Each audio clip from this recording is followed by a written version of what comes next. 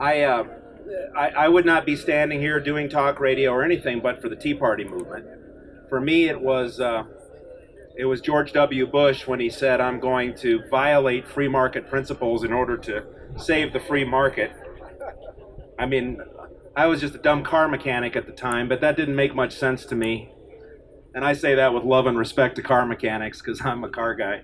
I guess I shouldn't have said it that way, huh? But it gave me something to do, a place to go. And of course, when Barack Obama got into office and the budget started growing so fast, and Obamacare, man, I'm one of the few people in the country that actually read that thing, every single 2,200 pages. Wow.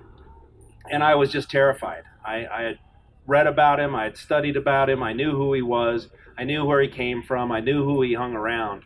And the Republican Party was not standing up. The Republican Party was not pushing back. The Republican Party was not calling out the things that were there to educate the American people on. You know, John McCain never even put up a fight. Mitt Romney never even put up a fight. Which is why I'm so grateful that we've had somebody who actually in his first elected position ever attained the presidency and is teaching any Republican who cares to learn how to fight and win elections in the 21st century.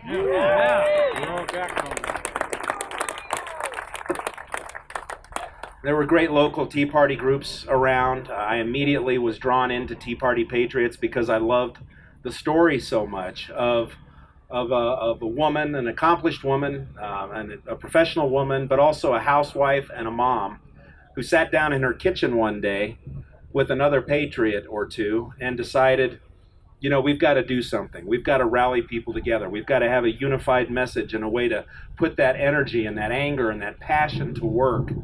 And last time I checked, Tea Party Patriots has 3 million followers just on Facebook. So I know a lot of what I know about what's going on behind the scenes in Washington, D.C. because of Jenny Beth Martin and people who she works with or who work for her or alongside her. She has been in briefings with the president. She has done just amazing, amazing work all around the country. And after putting together the 10th anniversary rally in Washington, D.C., and so many places we had to go, so many things we had to do, so many pieces that had to be put in place, when she found out that Michelle and I were throwing together this thing for this particular day to say no to those particular people as they approach their border much further away from the facility, I might remind you. Notice where we are, right on the corner of this sacred ground. I'm not speaking for law enforcement right now, but I think you can draw your own conclusions about why we're here and why they're over there. They don't worry about those flags when we're here, not one bit. But anyway, Jenny Beth has just done amazing stuff, and when she heard we were going to be here, she said, you know what, I got to be there too. And she flew through Detroit, I flew through Dallas. She's probably been up as long as I have, but she's standing strong, and I'd love for you to give my dear friend Jenny Beth Martin just the warmest round of applause.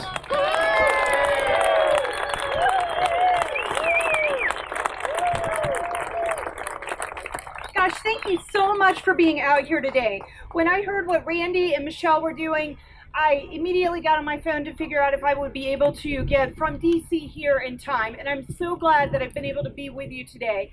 And thank you so much for standing here at this facility, which is the Aurora Processing Center. It's an ICE facility, standing here today to stand with ICE. You're doing it here for the people in Denver and in Colorado, but you're also doing it for everyone else across the country who could not be here today at this facility where people took down the flag a few weeks ago. So thank you from all of us across the entire country who stand with ICE. Thank you for being here.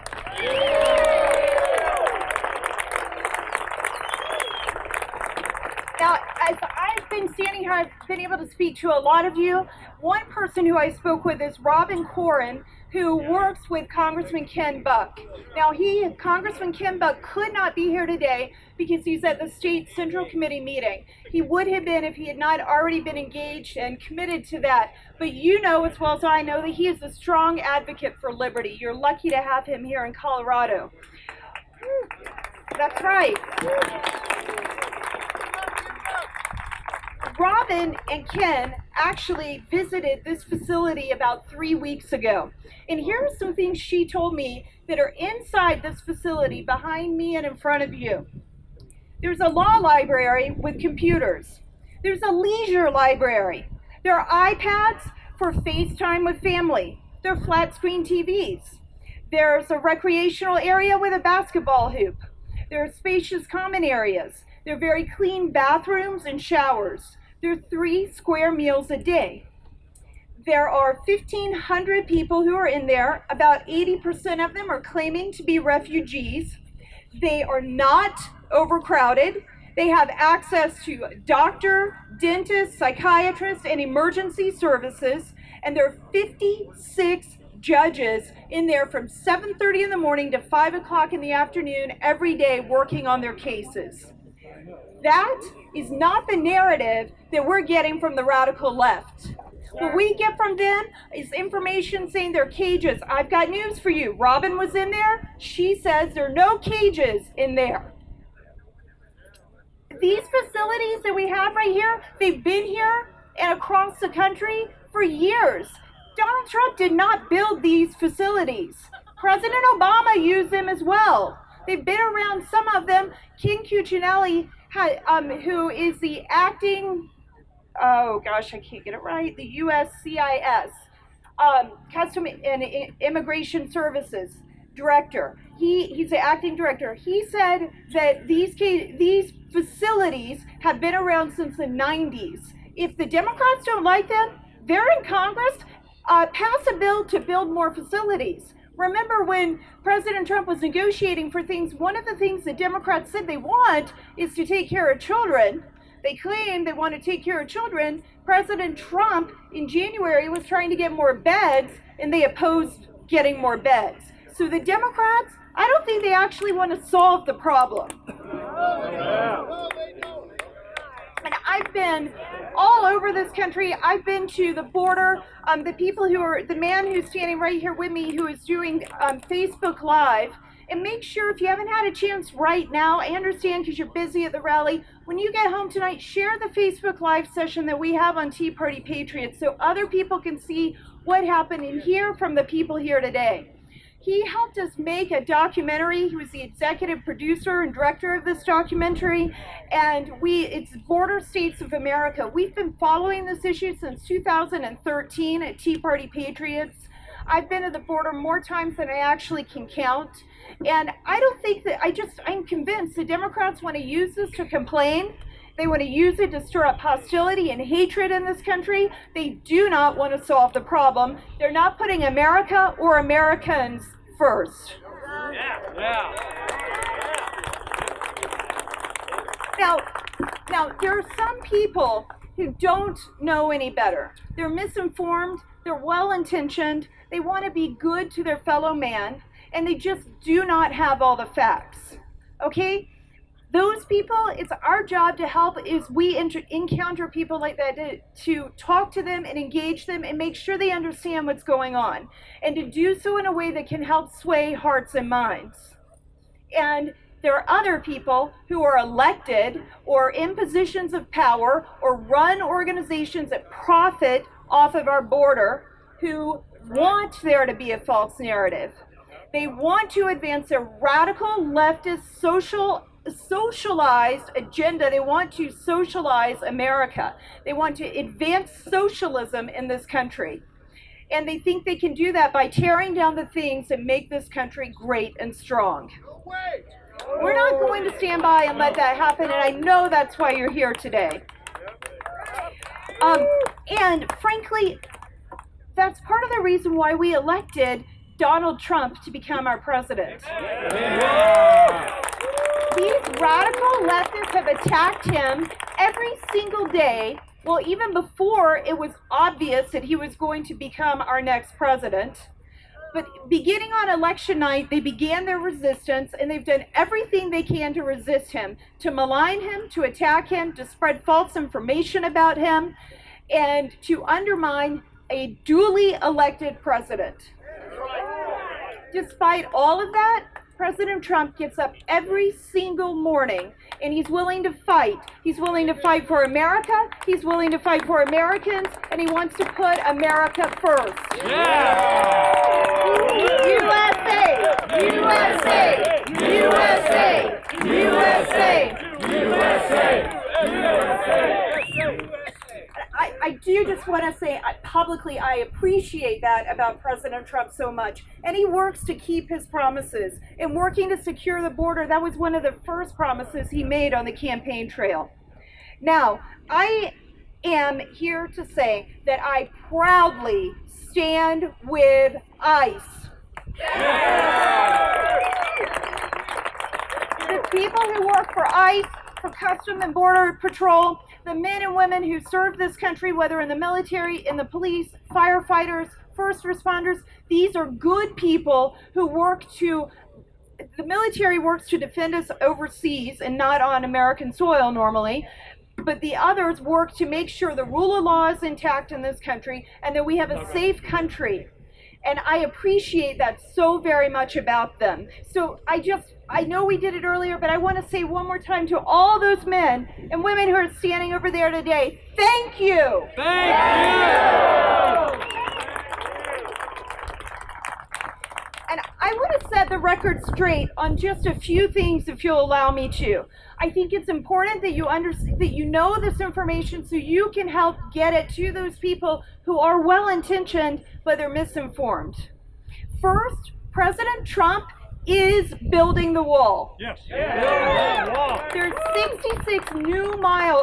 66 miles of new border wall. And every mile is a new mile of border wall. It includes replacing old barriers. When they have to do that, it's still a part of a new wall. And the border security system that they're putting in is a full border security system. It's not just a wall. It includes lights. It includes access to roads. It includes technology and the physical barriers. So it's a system to secure the border. There are 167 miles of border wall that are currently under construction.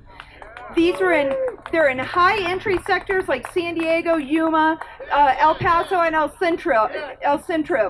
There are 276 miles that are in the pre-construction phase.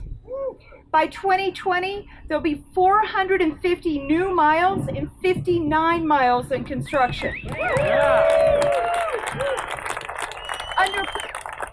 Under President Trump's leadership, Mexico is stepping up to help secure our shared border. The Mexican government has taken unprecedented steps to curb illegal immigration, and the results are showing. According to the acting Customs and Border Patrol Commissioner Mark Morgan, the government of Mexico has apprehended 134,000 people this year alone.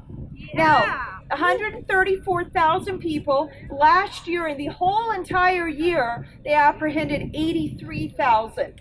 So it's already more this year than last year, and we still have months to go before the year is over. And walls work. Border Patrol will tell you that walls work, but you can look at your own life experiences to understand that walls work. Randy's talked about how we both traveled here this morning. Think about this, the last time that you got on an airplane, it is more difficult for a citizen of this country to travel legally inside our country from one state to another than it is to get into the country in some of our border, along the border in some places, whether you're a citizen or not. I have to show an ID, I have to stand in line, I have to take off my belts, I have to take off my shoes, I have to put everything that I have with me in a conveyor belt. I can't have more than a certain amount of liquids. I have to show my ID and my ticket, sometimes multiple times. I have to show my ticket before I can get on the plane. Occasionally there'll be people who are at the gate who are also checking IDs. All of that just to go from one state to another inside our country. And there are walls all around it. may not be a border wall, but there are walls in their airport, there are walls in the security area. Walls work. They help control traffic, they help law enforcement keep an orderly process, and they also help them go through the process to make sure the people who are entering whatever area it might be, whether it's an airport or a stadium to go watch an NFL game, whatever it may be, they are able to do this to keep things safe in our country.